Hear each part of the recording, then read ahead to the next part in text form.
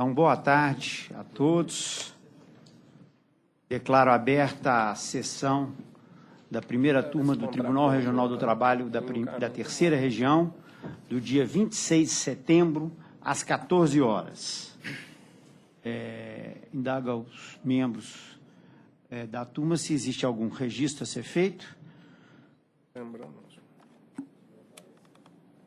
Tem? Não.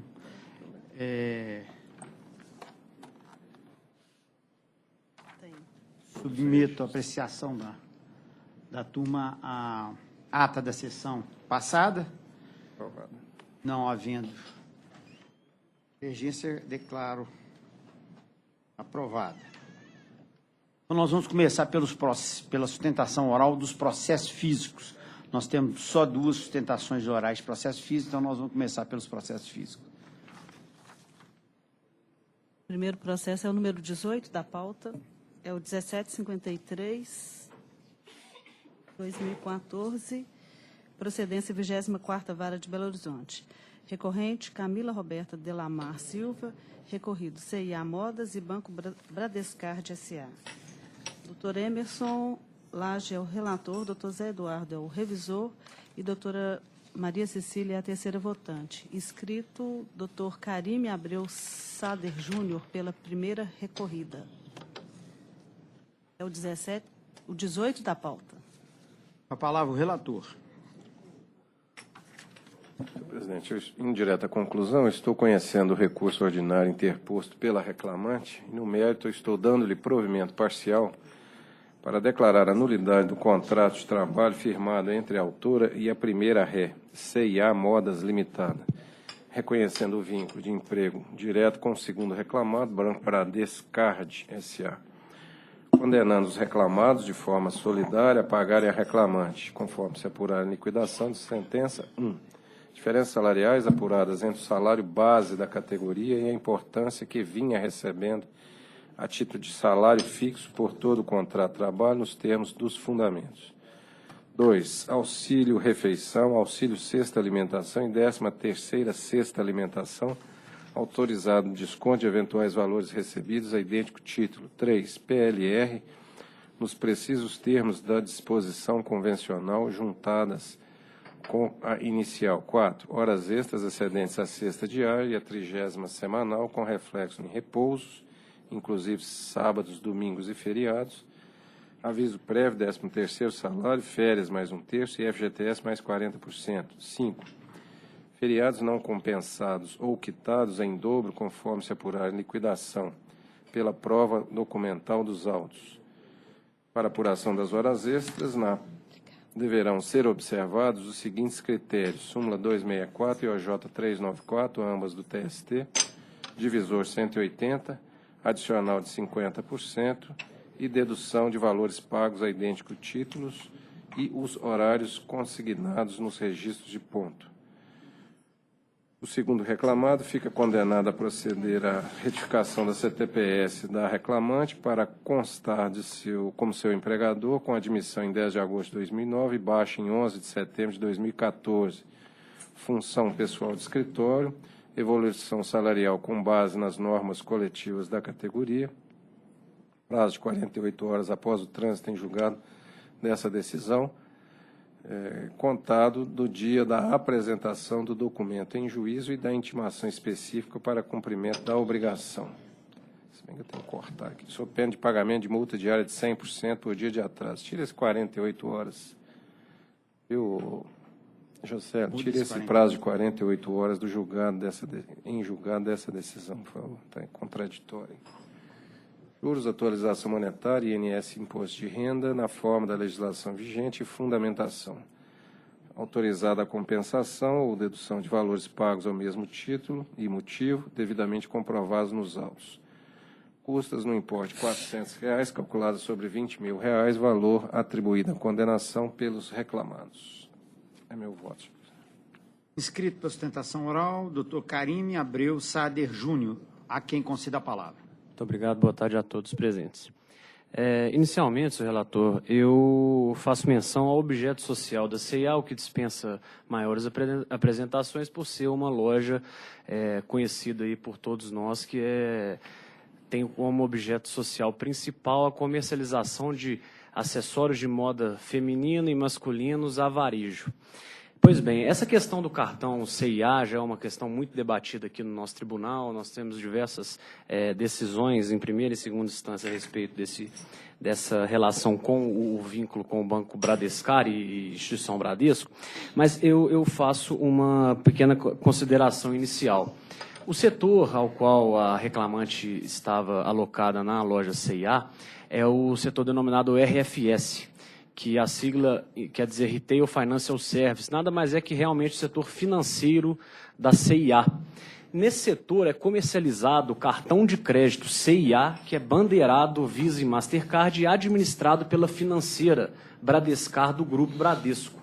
Por óbvio, a C&A não tem os requisitos necessários para atuar de forma direta nesse mercado de questões financeiras. Existe um contrato de parceria entre C&A e Bradescar para comercialização. Esse cartão, ele vem da necessidade dos clientes da C&A utilizarem dentro da loja em busca de benefícios e maior facilidade no pagamento, como maior parcelamento sem juros, programa de vantagens dentro da loja para troca de peça, troca de roupa, etc. E também, por serem bandeirados Visa e Master, esses cartões podem ser utilizados fora das dependências da C&A. Esse setor RFS, ele é dividido em alguns departamentos. Tá? No caso, conforme restou provado na audiência de instrução, a reclamante trabalhava no setor de análise. Como é que funciona esse setor de análise dentro da C&A? Os promotores de cartão que ficam dentro da loja abordando os clientes da C&A, ao oferecer o cartão C&A para os clientes, eles preenchem uma proposta e encaminham para esse setor de análise. A função da reclamante dentro da C&A nada mais é que pegar essa proposta, digitar no computador, no sistema que existe no computador dentro da loja, e o sistema dá o ok ou não sobre o aval do cartão de crédito, se ele estaria liberado ou não. Eu chamo a atenção, as folhas 602 na ata de audiência de instrução realizada ainda esse ano, que a reclamante afirma o seguinte, que ela não tinha autonomia para desaprovar aquilo que o sistema tinha aprovado. Na medida em que, se ela, com a proposta preenchida, lança no sistema, o sistema dá o ok, ela não pode fazer nada, nem negar alguma situação ao cliente e tampouco aumentar algum crédito, negociar alguma taxa de juros e fazer algo que é tipicamente das funções bancárias, como entendido pelo relator. Outra situação bem interessante nessa questão da prova oral realizada é que a reclamante negou qualquer atividade tipicamente bancária, ao ser questionada sobre as atividades de aplicação financeira, acesso à conta corrente, investimento, negociação de tarifas, etc., ela foi categórica ao afirmar que não possuía poderes para negociar isso com o cliente. Ou seja, ela nada mais é que estava na frente de um sistema e repassava as informações que o sistema mostrava para ela ao cliente. Se o cliente solicitasse um aumento de limite, ela não poderia fazer sem a autorização do sistema. Uma antecipação de juros não poderia autorizar sem o sistema estar autorizado. Então, dentro dessa situação que nós explicamos, que a recorrida explica na defesa, de que o setor RFS surge na medida em que foi interessante para a C&A agregar aos clientes essa possibilidade de utilização do cartão dentro da loja. A recorrida data vênia diverge do entendimento de Vossa Excelência a respeito da condição de bancária, necessariamente na medida em que ela simplesmente levava a proposta preenchida por um promotor de cartão a um sistema de um computador. Além disso, a recorrida chama a atenção de Vossas Excelências, até de tão recorrente que é essa matéria aqui no tribunal, das diferenças dos setores existentes na loja. até um compromisso meu aqui na tribuna, que eu sempre estou aqui pela recorrida, e em alguns casos recorrente, sobre a divisão da loja entre setor RFS e varejo. Nesse caso, a empresa não nega a existência, o trabalho dela no RFS, da recorrente, no RFS, mas contestou ao longo de toda a defesa as funções indicadas por ela na inicial. Inclusive antecipação de fatura, empréstimo consignado, saque e todos os produtos informados pela recorrente na inicial e na audiência de instrução, ela afirma que estão vinculadas ao cartão de crédito CIA. Então, as atividades envolvidas por elas não podem ser consideradas de bancário, porque aqui não é um banco que está ali dentro da CIA. Porque quem não possui o cartão de crédito CIA não pode resolver nenhum problema dentro da loja. Todos os produtos estão vinculados no cartão de crédito CIA e a própria recorrente afirma isso em seu depoimento. Então, a recorrida pugna pela manutenção da improcedência de primeira instância para declarar válido e lícito o contrato entre reclamada, CIA, e reclamante, recorrente, a senhora Lúcia. Obrigado. O relator deseja prestar algum esclarecimento?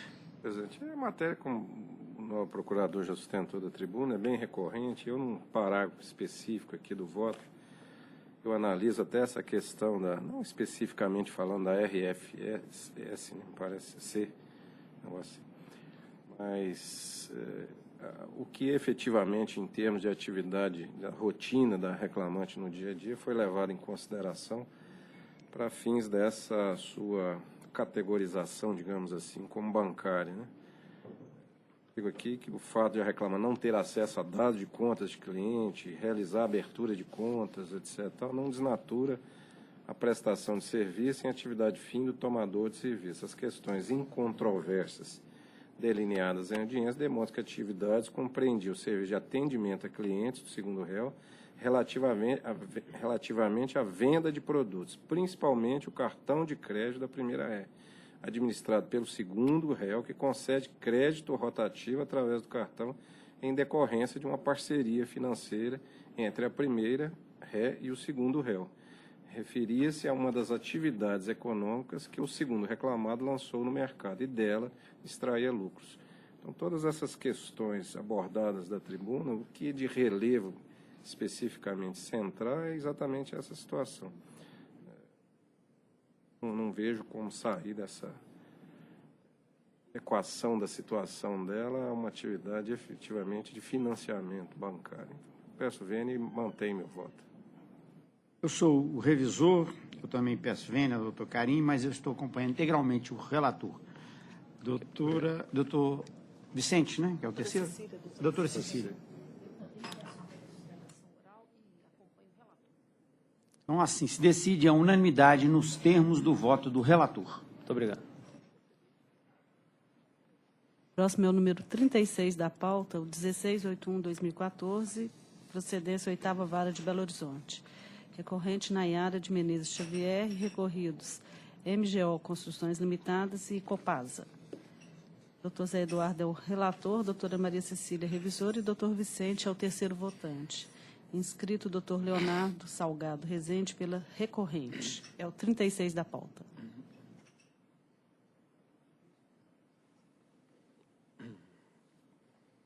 Bom, os 36 eu sou relator, vou diretamente à conclusão.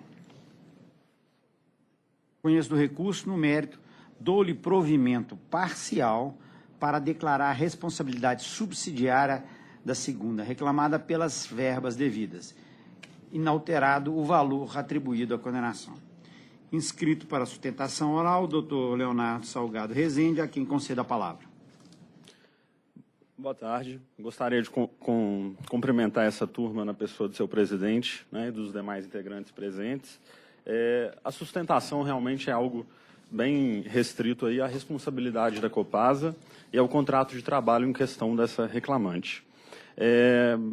Foi reconhecida aí pelo relator a responsabilidade subsidiária da Copasa, mas eu gostaria de salientar e chamar a atenção para a terceirização ilícita ocorrida nesse caso. A MGO é uma empresa que prestava serviço como terceirizada da Copasa, né? Faliu, não mais presta. E o contrato de trabalho que existia entre as reclamadas, né, que é o de prestação de serviço, já prevê que é um contrato para manutenção da rede de água e esgoto da Copasa, né? Manutenção de rede de água e esgoto não é mais do que a atividade fim da Copasa, que é uma empresa, inclusive, né? Todo mundo sabe o tipo de atividade que ela presta serviço.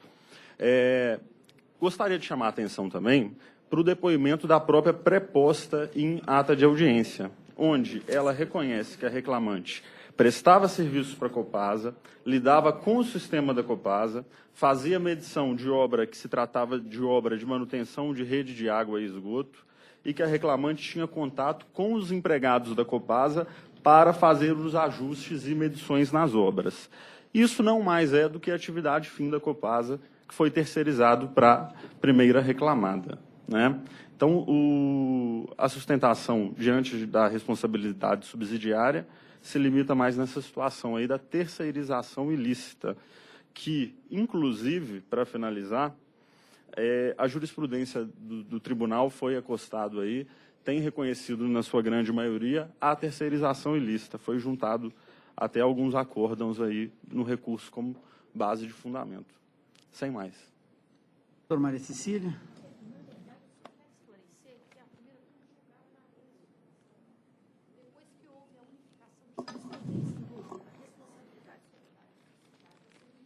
Que foi reputada subsidiária por um ente público, nós passamos a adotar essa ratio decidente em todos os demais julgamentos envolvendo o órgão público, inclusive a Copasa. Então, por essa razão, estou inteiramente de acordo com o relator.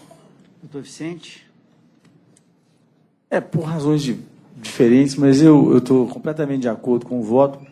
E o que acontece é o seguinte, uma dúvida, na verdade, é um erro, né, provocado em diversos entendimentos e petições na Justiça do Trabalho, entre Schuld e Haftung. Schuld é o débito, Haftung é a responsabilidade. Devedor é aquele que contrai a obrigação, e, em princípio, ele também é responsável por ela. Mas o débito e a responsabilidade podem ser cindidos. Pode ser que alguém assuma o débito e o outro fique também como responsável pela dívida. No caso, aquele que se beneficia do serviço é sempre um responsável pela dívida em relação ao contrato, a não ser que ele assuma especificamente por contrato ou em decorrência da lei a questão referente à solidariedade.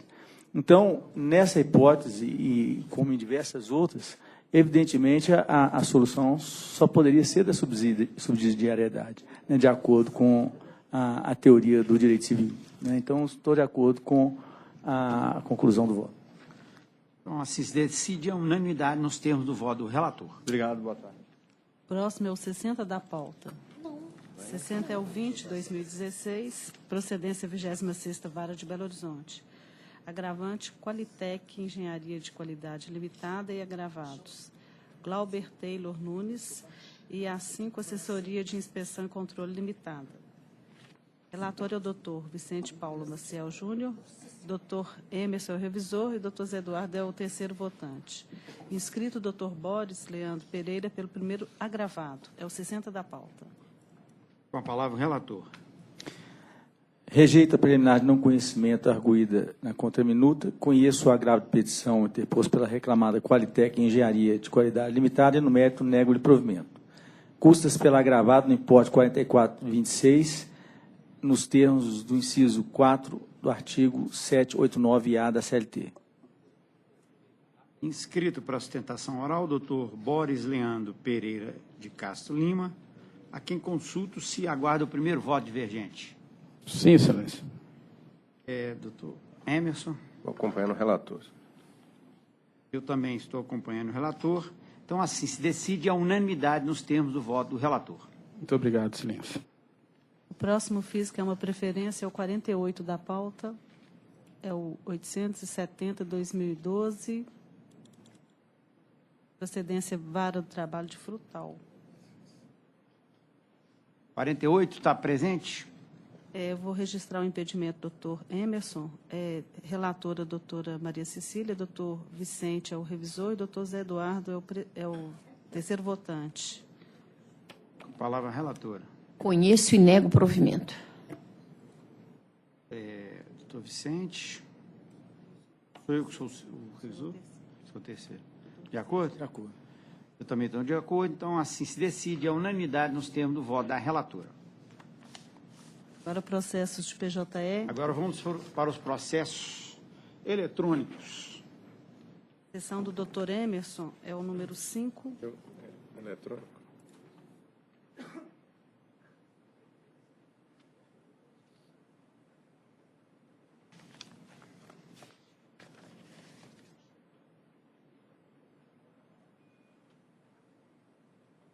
Hã?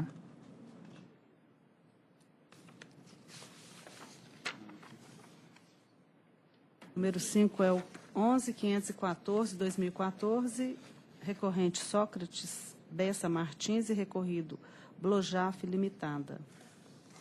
Participam o doutor Zé Eduardo como segundo votante e a doutora Maria Cecília como terceiro votante.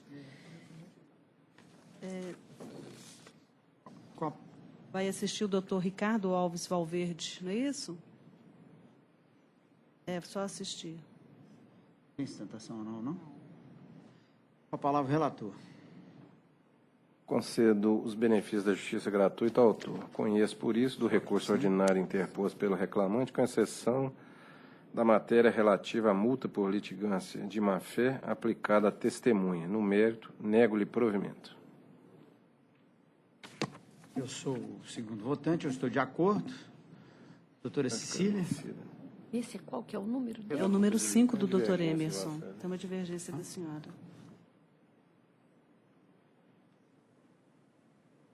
Mantém. Multa. Vossa Excelência está dando uma multa. Não está tirando a multa. As penas. por É litigância. 11.514? 11.514. É porque, na verdade, quando o litigante é de má-fé, eu não defiro o benefício da justiça gratuita. Eu entendo que o Estado só tem que amparar o litigante quando ele atua de boa-fé. Se ele está de má-fé e não tem condições, ele tem que arcar com os ônus. Aliás, tem até que ser multado. Agora, vai multar e isentar das custas? Eu não consigo ver esse paralelismo. Então, eu não defiro. Eu fico vencida, se for o caso, nesse aspecto. Agora, eu estou me lembrando aqui, nós temos uma súmula sobre esse tema, não? Nós tivemos um debate Não, foi grande discussão isso. sobre honorários periciais. Foi outra questão. Ah, foi É honorário. se quem né? litigava de má-fé tinha que pagar os honorários. E aí a gente tá. chegou à conclusão de que o perito não poderia ser prejudicado pela litigância de um ou de outro, porque ele atua exercendo o encargo que foi conferido pelo magistrado. Foi a perícia. Foi questão de perícia. Então, assim se decide por maioria vencida parcialmente a desembargadora Maria Cecília. Vamos terminar essa pauta aqui, só estou vendo. Ficam apregoados todos os processos da relatoria do desembargador Emerson, todos julgados à unanimidade nos termos do voto relator, à exceção dos processos destacados para julgamento em separado. Que eu vejo só o número 4 aqui, né? Fechei aqui, mas estou abrindo. Era esse e mais esse aí, né? Que foi julgado também, tinha divergência. Esse já foi. Só vi esses dois. 4, né? Eu acho que aquela é uma outra Acho que eu estou questão. acompanhando a Cecília aqui. O doutor Emerson acolheu também. a Eu acolhi. divergência. Acolhido. Acolheu. Então tá. A questão Já está de- adaptada a conclusão? Acho que eu já... É a da doutora Cecília, né? É, da doutora Cecília. Prevaleceu dele. Então, a unanimidade nos termos. A unanimidade. Nós estamos de voto 4. relator. 4. Recolheu? Tá, eu voto da Cecília. Unanimidade. Então já encerramos essa sessão. A sessão do doutor Zé Eduardo. Então, livre, O doutor pessoal Emerson. está dispensando.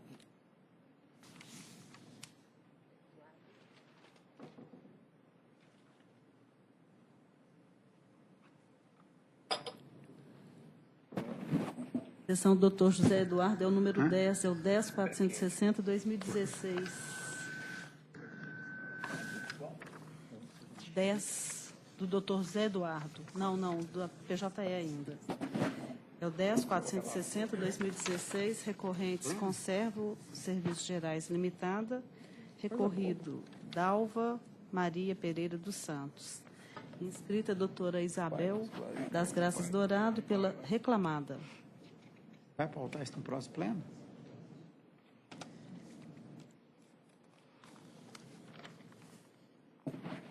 Bom, eu sou relator.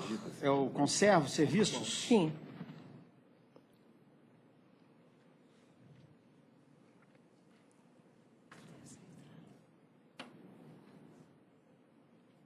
Rejeita preliminar de nulidade por cerceamento de defesa.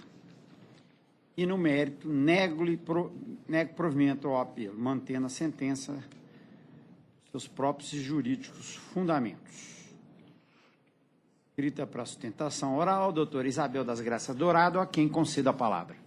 Egrégia turma, senhor presidente,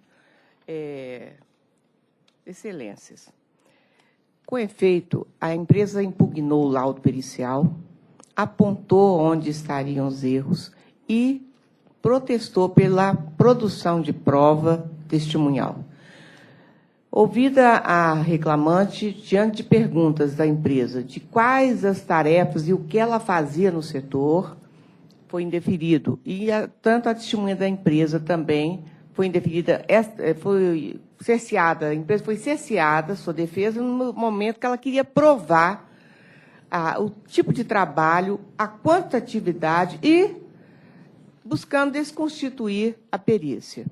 Entendemos, excelência, que houve um cerceio de defesa, uma vez que a empresa queria mostrar a realidade do que acontecia.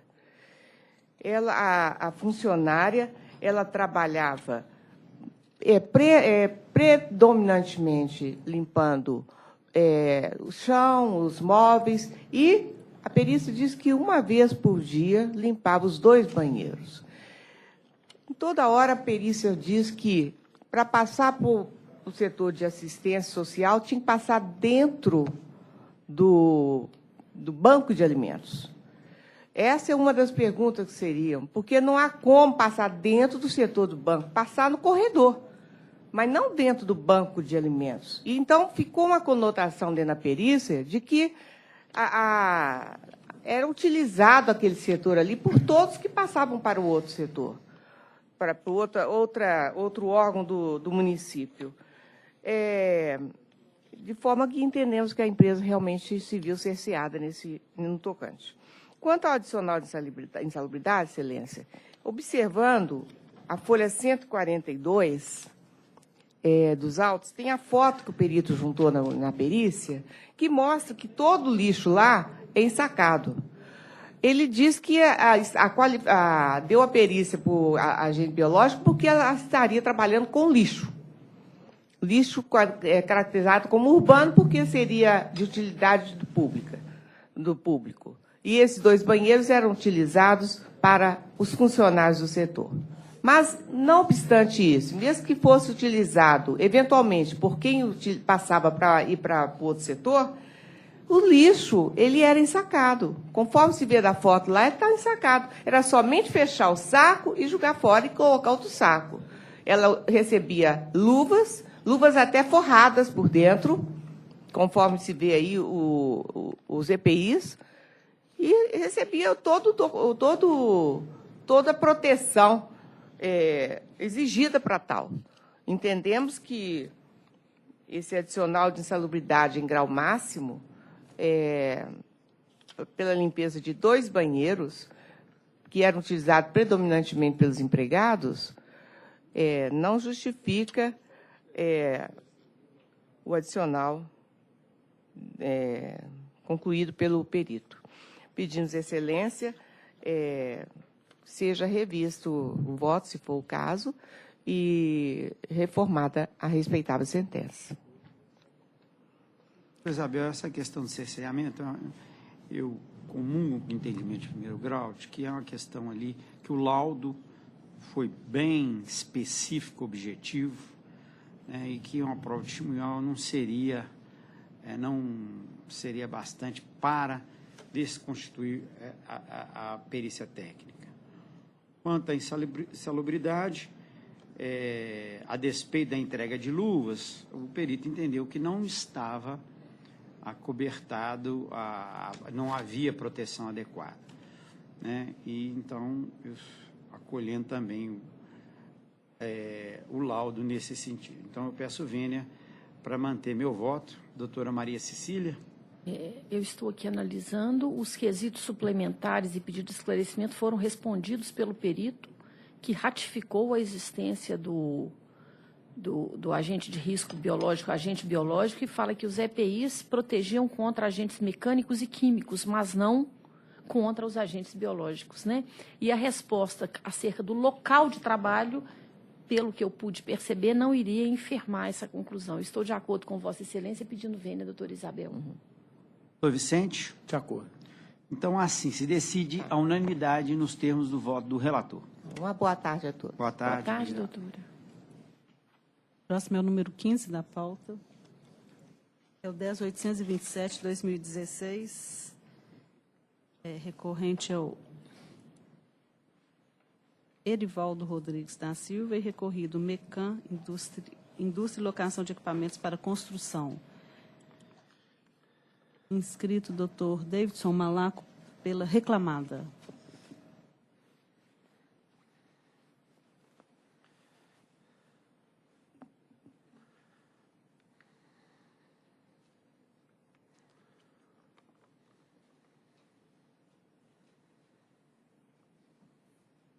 Troca sozinho.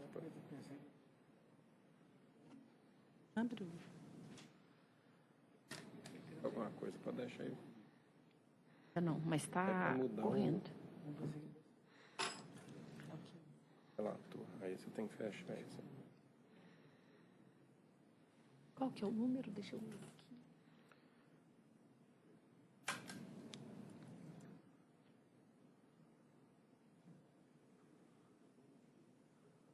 Bom, eu conheço do recurso, sou relator, e dou provimento parcial para, julgando procedente em parte os pedidos iniciais, deferir durante todo o período, não prescrito, 2 horas extrasemanais e reflexos. É inscrito para sustentação oral, doutor Davidson, a quem concedo a palavra. Muito obrigado, senhor presidente, doutor Zé Eduardo, professor doutor Vicente Paulo Maciel, doutor Emerson, doutora Maria Cecília, doutor Genderson e Lúcio, representante do Ministério Público, senhoras secretárias, colegas aqui presentes. Senhor presidente, provavelmente a fundamentação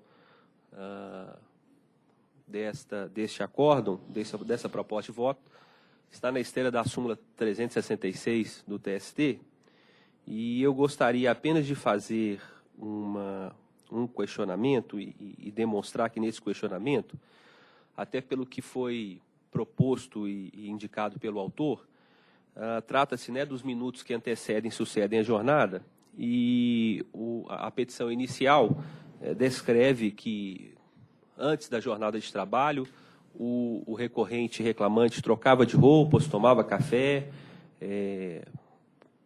e se deslocava para a empresa em veículo fornecido pela própria empresa, de 20 a 30 minutos, e no final da jornada da mesma forma. Trocava de roupa, batia cartão, etc., esperava por 20 a 30 minutos.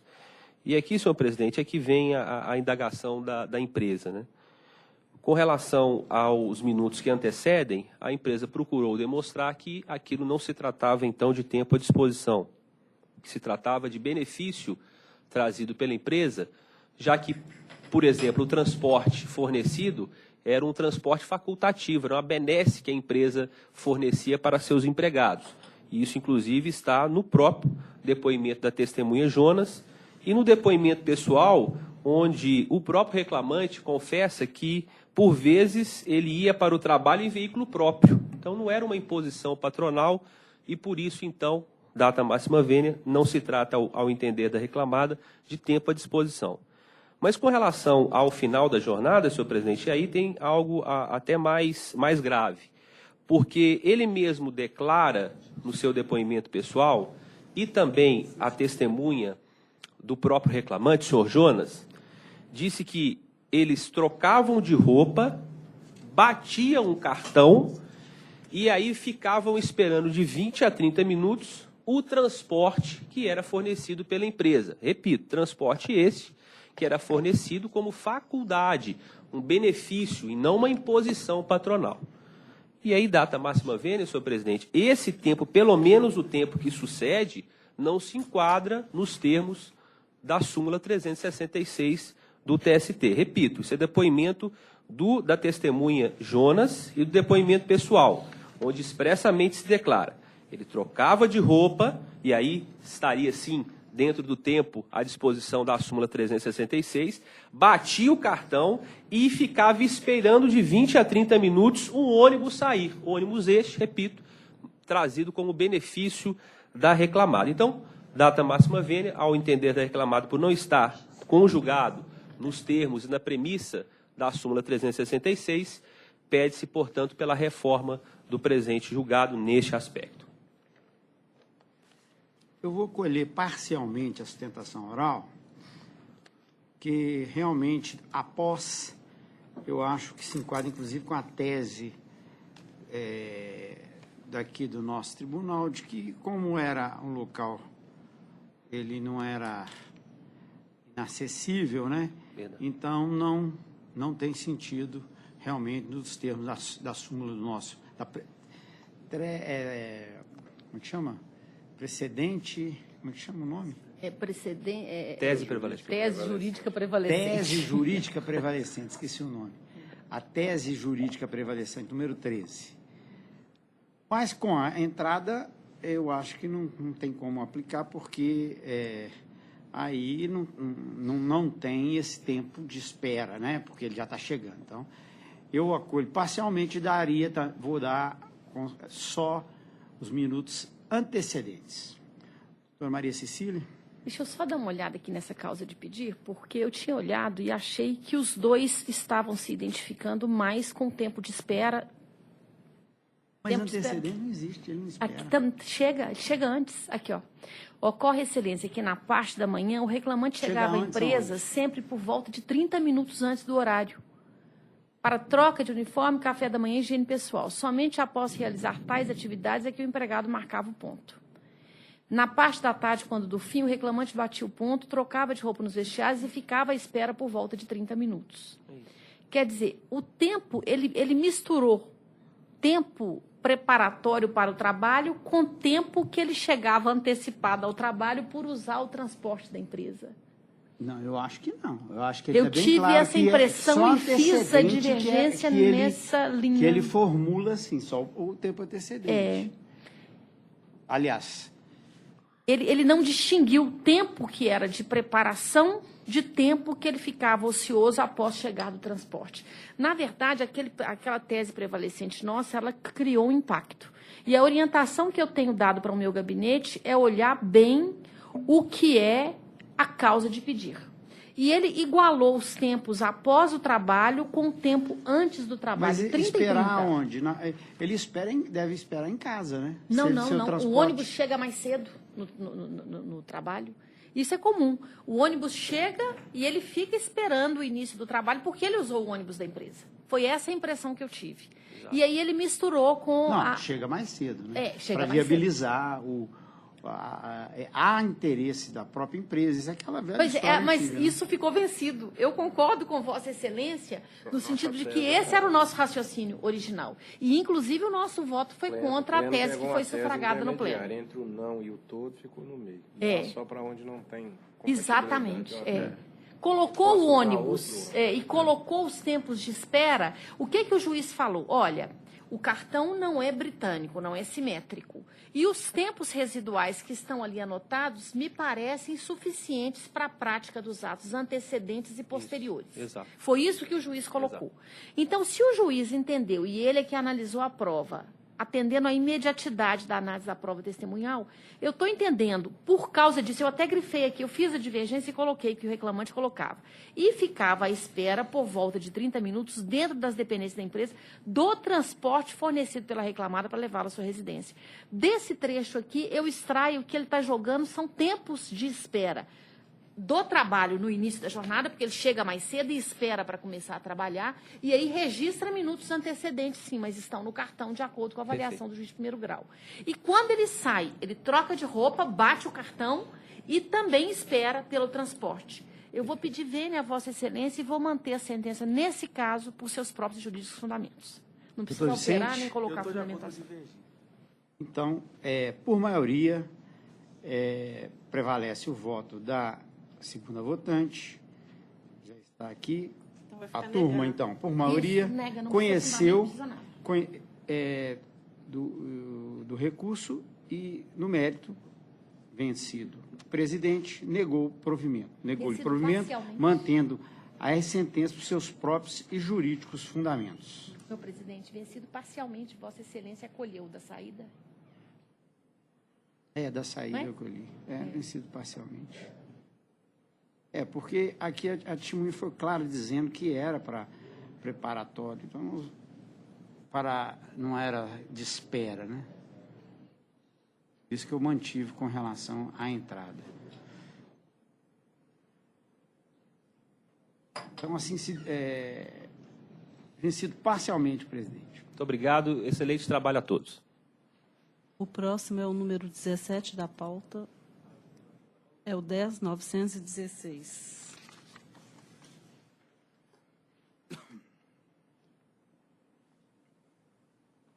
Inscritos, doutor Alex Santana de Novaes, pelo reclamante, e Geraldo Luiz Spagno Guimarães, pelo reclamado.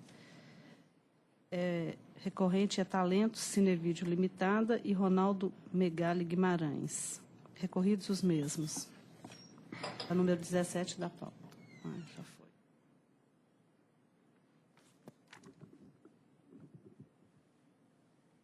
Bom, eu sou relator, conheço dos recursos ordinários interpostos pelo reclamante e pela reclamada.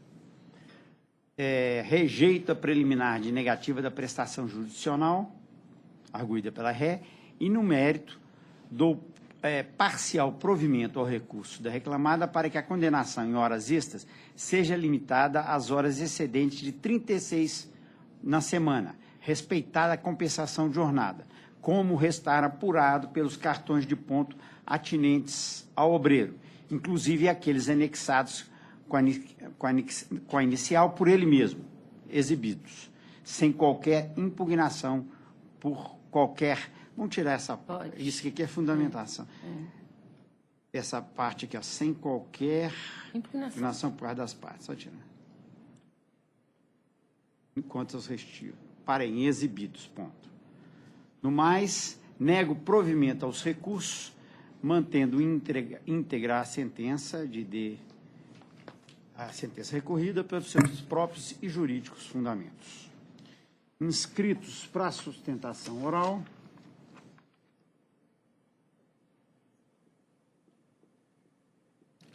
Doutor Alex Santana de Novaes e doutor Geraldo Luiz Guimarães. O primeiro recorrente aqui. É o primeiro recorrente. Então, com a palavra, o reclamante, o procurador do reclamante, que é o doutor Geraldo Luiz Guimarães. Excelência, eu falo pelo reclamante Alex Santana. Tá certo. Senhor desembargador presidente. Desculpa, doutor Alex. Pois não. Nobres membros da turma, excelências, nos traz à tribuna a discussão, a princípio bastante simples, diz respeito a saber se o sábado é dia útil não trabalhado e se essas horas do sábado devem ser compensadas durante a semana ou não. O reclamante trabalhava na Assembleia Legislativa, na TV Assembleia. Confessado pela testemunha da reclamada que as pessoas da redação não trabalhavam aos sábados. A primeira instância entendeu que aquela jornada de sábado não poderia ser acrescida durante a semana, que isso levaria ao pagamento de horas extras após a sexta. Foi essa a decisão que veio para julgamento desse egrégio tribunal. Bem, entendemos nós que a questão se assemelha sim à questão dos bancários. O reclamante nunca trabalhou aos sábados. Sábados... Você quer falar agora? Sábado é dia útil não trabalhado. A Assembleia não funciona aos sábados. E a jornada de sábado foi diluída de forma que o reclamante começou a trabalhar 7 horas e 27 minutos todos os dias. E a jornada legal, com todo respeito ao entendimento do ilustre relator, está na Lei 6.615, diz que a jornada é de 6 horas diárias. A lei não trata da jornada semanal, apesar do complemento da CLT dizer como se calcula a jornada semanal e mensal. Mas, rogando vênia a Vossas Excelências para que considerem a situação análoga de bancários. Mais que isso, Excelências, o reclamante pede também uma diferença de acúmulo de função, ao fundamento de que a reclamada tinha transmissores, e tem transmissores, superiores a 10 kW. E tem. Ninguém consegue transmitir suas imagens e sons a mais de 200 municípios com um transmissor pequeno. E a sentença reconhece a existência de 2 transmissores, um de 3 kW e um de 7 kW. E a lei fala que, com 10 kW, o adicional por acúmulo de função é de 40%, ao passo que o reclamante recebia um adicional de 20%. Mais, Excelência, além disso, nós temos a súmula 118 do Colégio TST, que diz que, quando o intervalo legal for acrescido na jornada normal de trabalho, é hora extra. E o que aconteceu? Quando a reclamada pega a jornada de 7 horas, e olhe que sem acordo individual ou coletivo, pega a jornada de sábado, dilui na jornada semanal, o reclamante passa a trabalhar 7 horas e 27, e ela determina que ele faça um intervalo de 1 hora. Ou seja, a jornada legal de 6 horas, o reclamante passa a ficar na empresa 8 horas e 27 minutos por dia. E a súmula diz que, se esse intervalo de 15 minutos tiver acréscimo e for acrescido ao final da jornada, é hora extra. E esse é um dos motivos do recurso do reclamante, que foi improvido.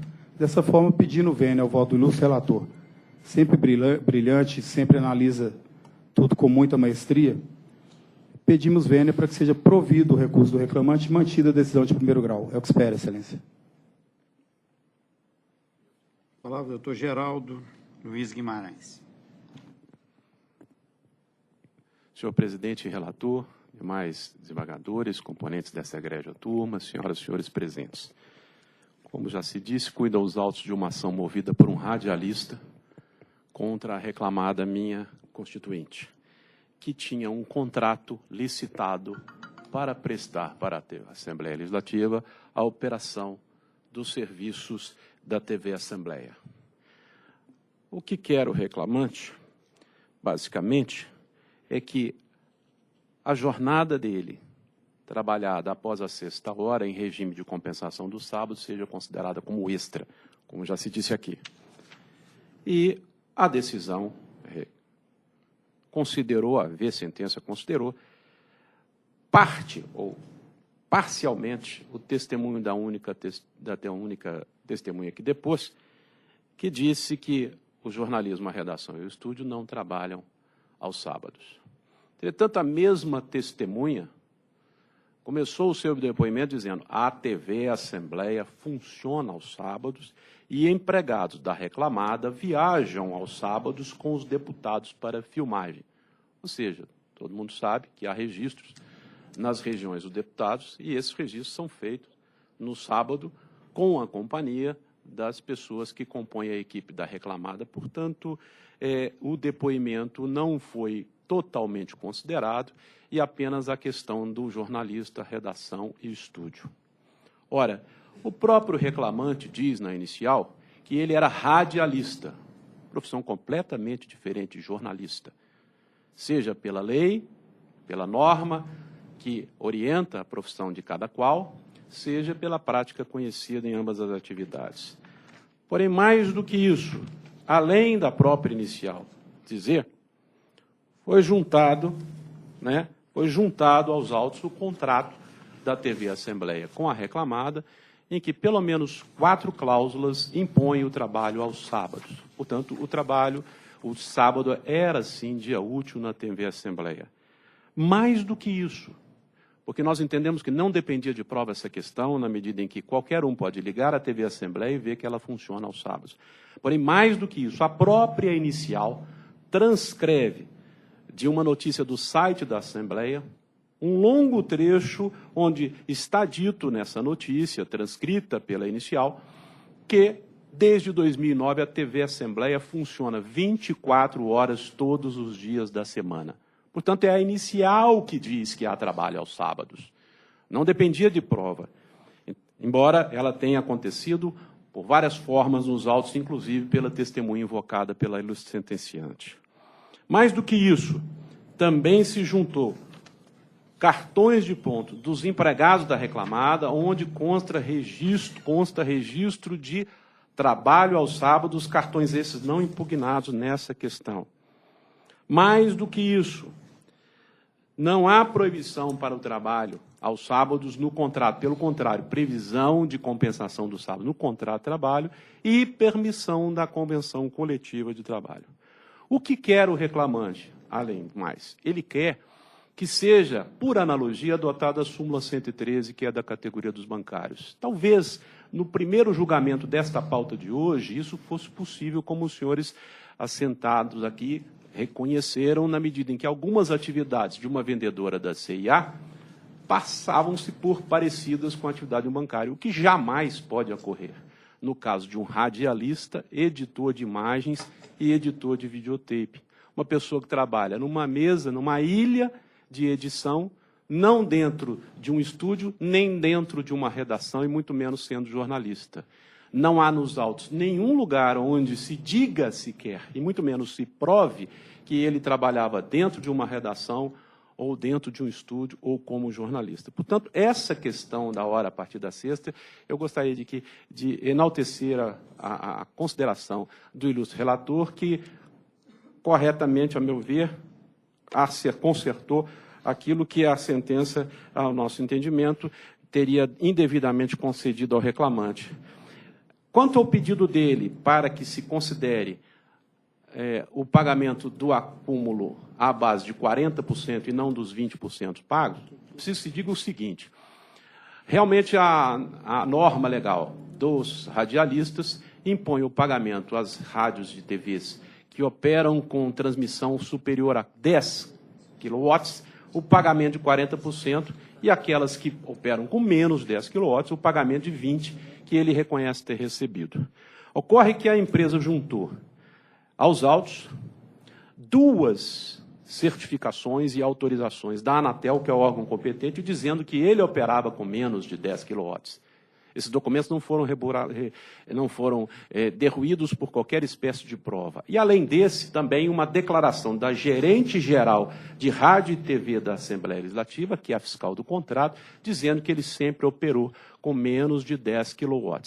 O que diz o autor? Ora, como pode operar com menos de 10 kW uma TV que atende a todo o Estado, a mais de 200 cidades? Muito simples, senhores, por satélite. Não é preciso usar nenhuma antena.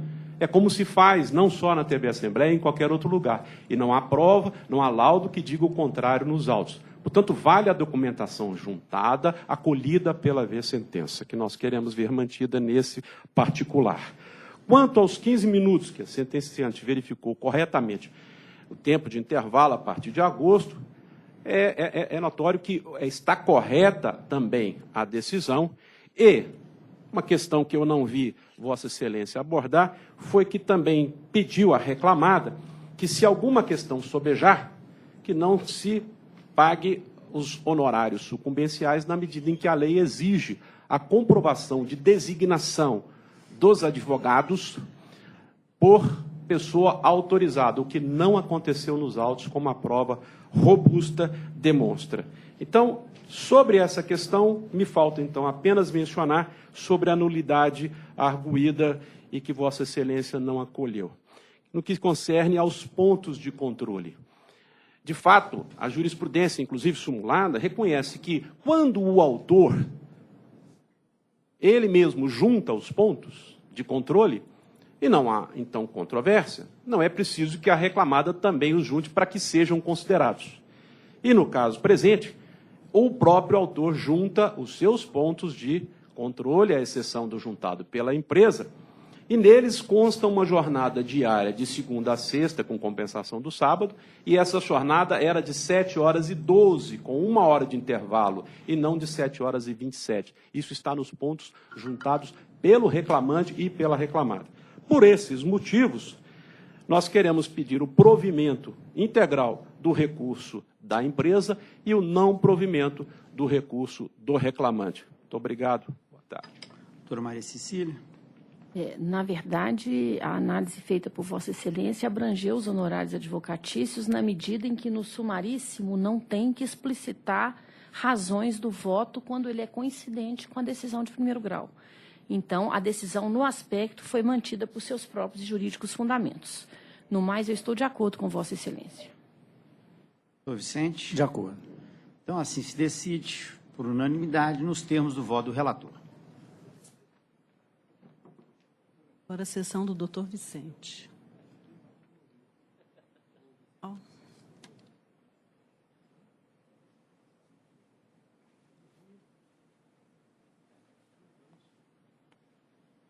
É o número... Cecília, não?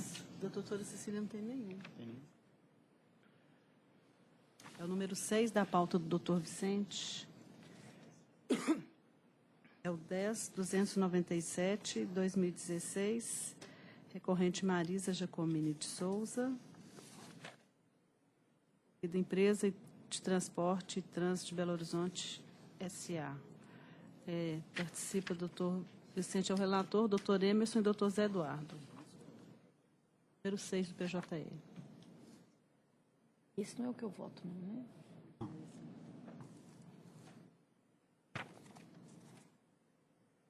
Com a palavra o relator.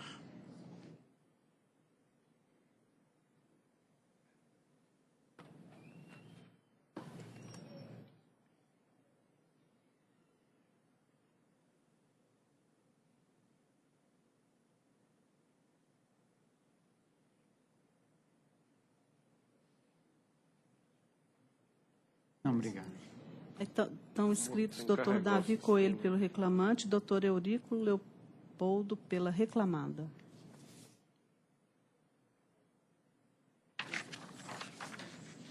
Só isso, né?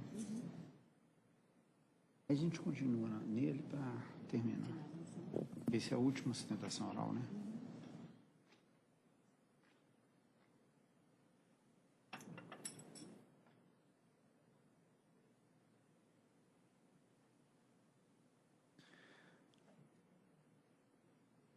Dou provimento ao recurso para condenar a reclamada ao pagamento das diferenças salariais decorrentes da supressão da gratificação de função, bem como da integração das parcelas que compõem a gratificação de função à remuneração da altura, a partir de 13/2/2016.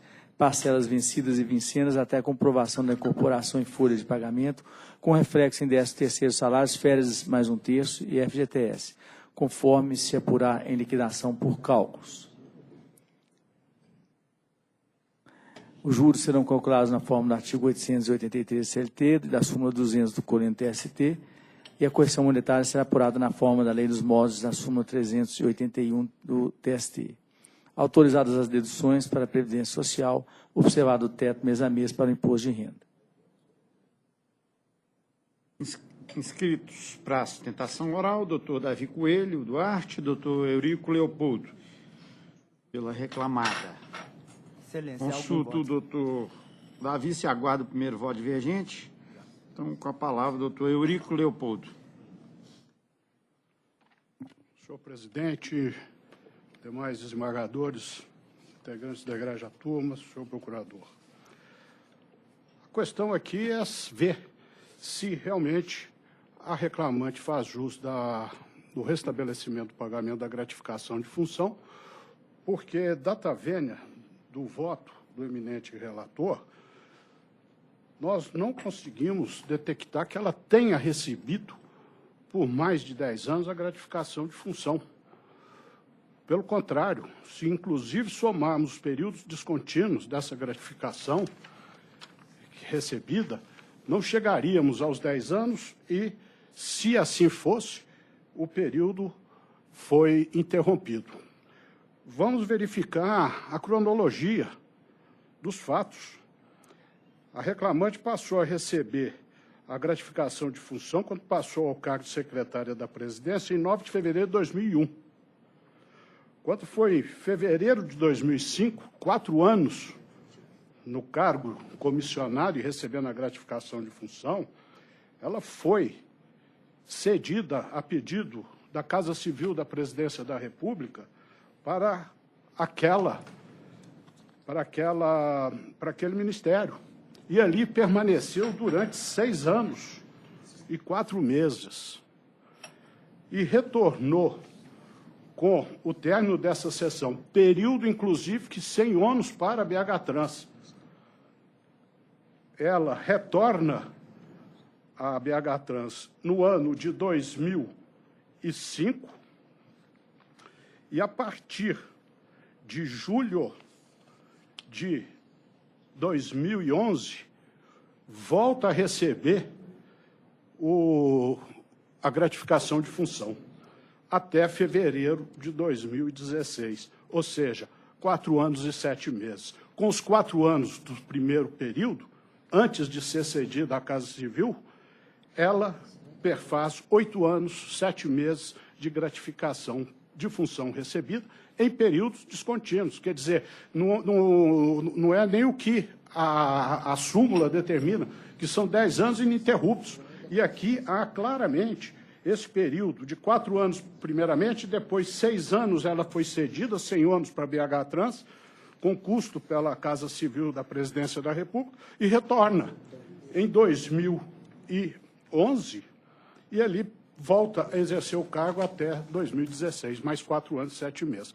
Então, diante desse quadro, data vênia do voto do eminente juiz, do eminente desembargador relator, nós entendemos que não está, no caso específico, preenchido as condições da súmula, razão pela qual, com as devidas vênias, pedimos que seja negado provimento ao recurso. Doutor Vicente, quer fazer alguma consideração? Sim, no sentido de que, conforme consta no voto, é incontroverso nos autos que a reclamante recebeu gratificação de função diretamente da reclamada nos períodos compreendidos de dezembro de 97 a janeiro de 2005 e de julho de 2011 a fevereiro de 2016. Incontroverso também é que a autora foi cedida pela reclamada à Casa Civil da Presidência da República de fevereiro de 2005 a junho de 2011, documentos ID 17A92C7 e A228261, período em que deixou de perceber a gratificação anteriormente oferida no órgão de origem, mantendo, contudo, o mesmo patamar salarial. Mostra, portanto, que a controvérsia cinge-se ao cômputo do período de cessão da autora ao governo federal para a incorporação da gratificação de função ao salário da autora na fórmula da súmula do 372 TST. Nesse sentido, ouso discordar desse entendimento sustentado, inclusive, da tribuna e da sentença de primeiro grau. Com efeito, o recebimento da gratificação vincula-se ao exercício da função e a reversão do empregado ao cargo efetivo não é considerada alteração lesiva. Este é o entendimento consubstanciado no artigo 468 da CLT, parágrafo único, segundo o qual não se considera alteração unilateral a determinação do empregador para que o respectivo empregado reverta ao cargo efetivo anteriormente ocupado, deixando o exercício de função de confiança. Por outras palavras, não só a designação do empregado para o exercício de cargo de confiança diz respeito ao jus variante do empregador, mas também a sua reversão ao cargo efetivo. Ocorre, contudo, que há muito se sedimentou no âmbito da Corte Superior Trabalhista o entendimento de que a gratificação de confiança não pode, em determinadas situações, ser suprimida, salvo se designado para cargo com remuneração superior àquela ou por justo motivo. Na hipótese vertente, a reclamada não se desincumbiu satisfatoriamente do encargo que lhe competia, qual seja, comprovar o fato modificativo, obstativo ou impeditivo do direito da autora, vale dizer, o justo motivo para o aludido descomissionamento. Ademais, o que de todo impossível olvidar, que o recebimento de gratificação de função por longo período do contrato de trabalho faz nascer para o empregado uma situação de estabilidade financeira, de forma que uma alteração contratual que reduza drasticamente a capacidade socioeconômica do trabalhador traz sérias consequências em sua vida sociofamiliar.